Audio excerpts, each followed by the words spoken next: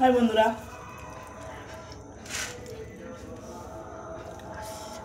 আজকে এটা পুজো বাড়ির নিমন্ত্রণ ছিল,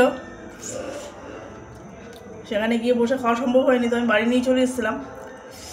আমার এক বৌদির বাড়ি, বৌদি সব গুছিয়ে দিয়েছিল। অন্নকূট পুজোর প্রসাদ এটা।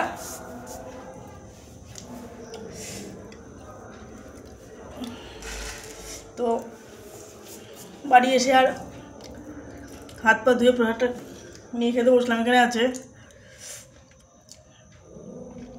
একটা চচ্চড়ি, পনির তরকারি মেখে ফেলেছি আর কি, ডাল ভাজা, এতে আছে আলু কুমড়ো ভাতে, মুড়ির মোয়া, লাড্ডু আছে, জিলিপি আছে। এই মানে এতে যা আছে আমার একার পক্ষে এনাফ, মানে এরপরে আর এক্সট্রা কিছু খাওয়া আমার পক্ষে সম্ভব না। তো পুজোর প্রসাদও একরকম, আর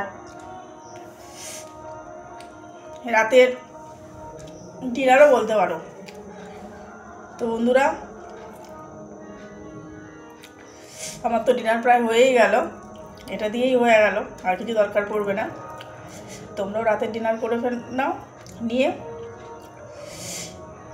শুয়ে পড়ো। Good night, tata.